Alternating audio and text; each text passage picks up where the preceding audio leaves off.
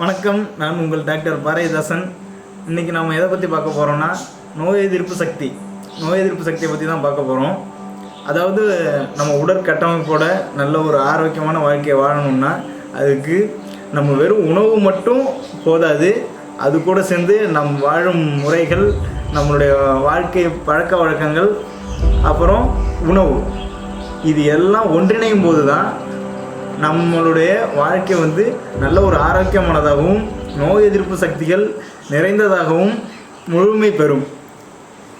இதில் நம்ம என்ன பார்க்க போகிறோம், தெரிஞ்சிக்க வேண்டிய விஷயம் என்ன, நோய் எதிர்ப்பு சக்தினா என்ன, அது நம்ம பார்க்கணும். இப்பொழுது அதாவது நோய் எதிர்ப்பு சக்தி அப்படின்னா என்ன, நமக்கு ஒரு நோய் வருது, ஒரு பிரச்சனை வருது அப்படின்னா அது நம்மளை தாக்காமல் அது அப்படியே திரும்பி போயிடணும். அதாவது உங்களுக்கு புரிகிற மாதிரி நான் சொல்லணும்னா, நம்மளை ஒரு 5 பேர் கொண்ட குழு நம்மளை அடிக்க வராங்க, அட்டாக் வராங்கன்னா நம்மக்கிட்ட குறைஞ்சது ஒரு 15 பேராவது இருக்கணும். அப்போ தான் அதை பார்த்து ஆப்போசிட்டில் வரவங்க என்ன பண்ணுவாங்க, ஆகா இவங்கள்ட்ட ஆள் பலம் அதிகம் இருக்குது அப்படின்னு சொல்லி பயந்து போயிடுவாங்க. அது மாதிரி தான் நம்ம உடலில் உள்ள நோய் எதிர்ப்பு சக்தி நல்ல ஒரு பலம் உள்ளதாக இருக்கணும். இதை பார்க்கும்பொழுது நம்மளை தாக்க வரக்கூடிய நோய் என்ன பண்ணும், விலகி சென்றிடும். இப்போ நம்ம உடம்புல நோய் எதிர்ப்பு சக்தி எதனால் உண்டாகுது அப்படின்னு பார்த்தோம்னா, நம்ம ரத்தத்தில் இருக்கக்கூடிய இரத்த வெள்ளை அணுக்கள் நம்ம ரத்தத்தில் அதிகமாக இருக்கும் பொழுது தாக்க வரக்கூடிய நோய் அந்த வெள்ளை அணுக்களோட சண்டை போடும் பொழுது வெள்ளை அணுக்கள் அதிகமாக இருக்கிறதுனால நோய் கிருமியோட சண்டை போட்டு நோய் கிருமியை அழிச்சிடும். இதுதான் நோய் எதிர்ப்பு சக்தி. அது மட்டும் இல்லாமல் நம்மளுடைய இந்த உங்களுக்கு புரிகிற மாதிரி இன்னொரு எடுத்துக்காட்டோடு நான் சொல்கிறேன். நம்ம பயன்படுத்தக்கூடிய வாகனங்கள் எதாக கூட இருக்கலாம், ஒரு எந்திரம் அதை பயன்படுத்துகிறோம், அது பழுதடைஞ்சிட்டு அப்படின்னா நம்ம என்ன பண்ணுவோம், ஒரு மெக்கானிக் கடையில் கொண்டு போய் கொடுத்து அதை சரி பண்ணுவோம். ஆனால் அப்படி சரி பண்ணால் நம்ம அதை கொடுத்து சரி பண்ணால் மட்டும்தான் அது சரியாகும், அதில் உள்ள பழுது நீக்கப்படும். ஆனால் நம்ம உடலானது அப்படி கிடையாது. உடலானது எப்படின்னா, நமக்கு வரக்கூடிய ஒரு பிரச்சனை, ஏதோ ஒரு சளி காய்ச்சலாக கூட இருக்கலாம், அப்படி வரும்பொழுது நம்ம உடம்புல என்னாகும், அந்த பழுதை சரி பண்ணி திருப்பி அந்த பிரச்சனை வராமல் தன்னைத்தானே பாதுகாக்கக்கூடிய ஒரு ஆற்றலானது நம்ம உடலுக்கு உண்டு. அந்த ஆற்றல் தான் நோய் எதிர்ப்பு சக்தி. இது நான் உங்களுக்கு முன்னாடியே சொல்லிட்டேன். ரத்தத்தில் இருக்கக்கூடிய வெள்ளை அணுக்கள் தான் நோய் எதிர்ப்பு சக்தி. இது நம்ம எப்படி சார், அதாவது இல்லாதவங்களுக்கு எப்படியெல்லாம் அதை நம்ம உருவாக்கலாம், என்னென்ன மாதிரியான பயிற்சிகள் மூலம் அதை உருவாக்கலாம் அப்படின்னு பார்க்க போகிறோம்.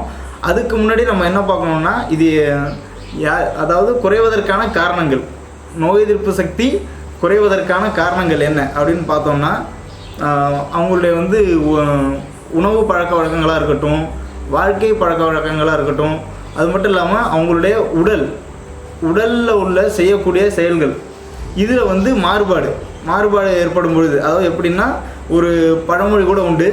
அதாவது என்ன சொல்லுவாங்கன்னா, அசைந்து கெட்டது மனம், அசையாமல் கெட்டது உடல் அப்படின்னு ஒரு பழமொழி கூட உண்டு.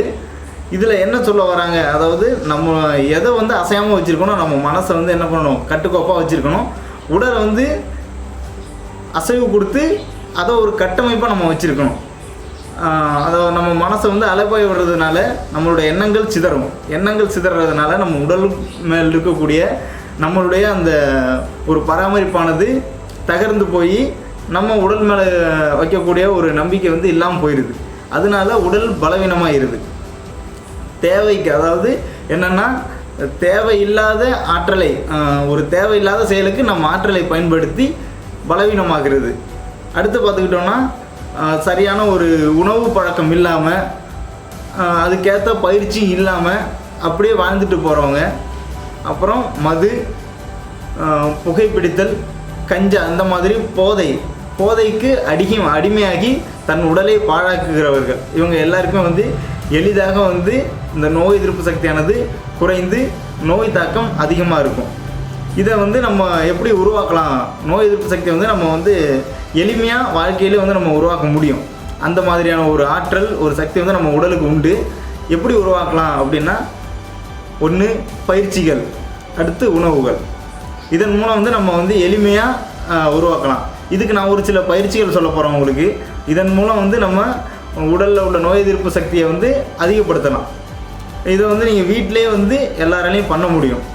ஒரு 1 hour நீங்கள் எடுத்துக்கிட்டு இதை வந்து அருமையாக பண்ணால் நம்மளுடைய உடலில் நோய் எதிர்ப்பு சக்திகள் அதிகமாக உருவாகும். அது என்னென்ன அப்படின்னு பார்த்துக்கிட்டோம்னா, 1 புஷ்அப்ஸ் அப்படின்னு சொல்லுவாங்க, எல்லாருக்கும் தெரிஞ்சிருக்கும். அது தண்டால் எடுக்கிறது.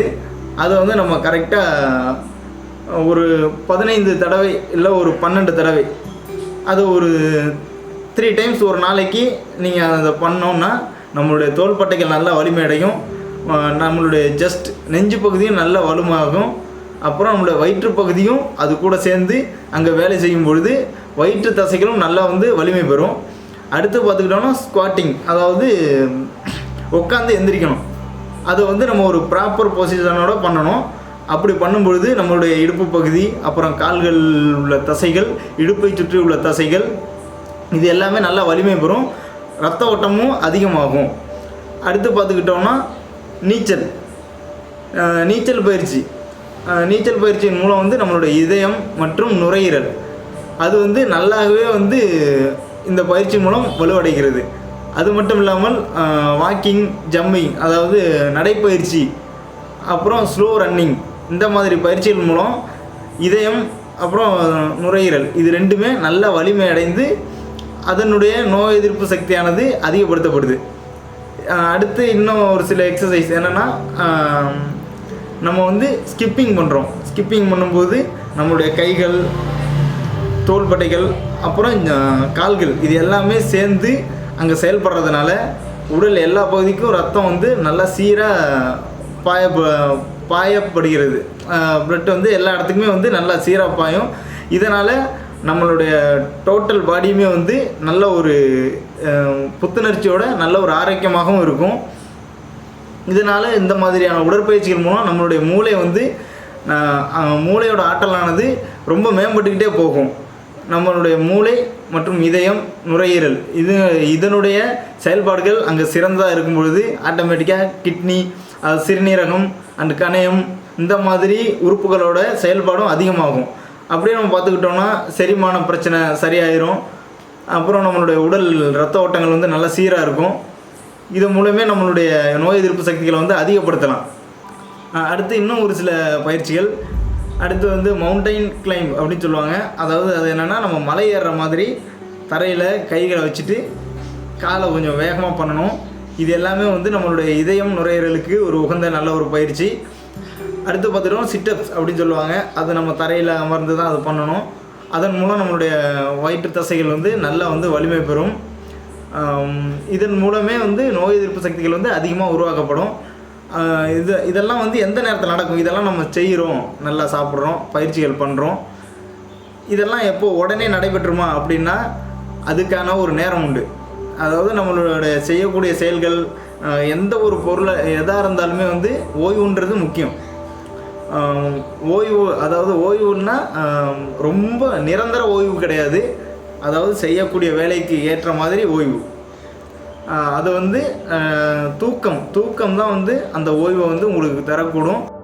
செய்யக்கூடிய பயிற்சிகள், வாழ்க்கை முறைகள், உணவு இது எல்லாத்தையும் பின்பற்றுறது மாதிரி உடலுக்கு தேவையான ஓய்வு நேரம், அந்த உறக்க நிலை, தூக்கத்தையும் வந்து நம்ம வீண் பண்ணாமல் அந்த நேரத்தை அதுக்காக பயன்படுத்தி ஆரோக்கியமாக நோய் எதிர்ப்பு சக்தியை உருவாக்கி நலமுடன் வாழ வேண்டும் என்று உங்களை அனைவரும் அன்புடன் கேட்டுக்கொள்கிறேன். நன்றி, வணக்கம்.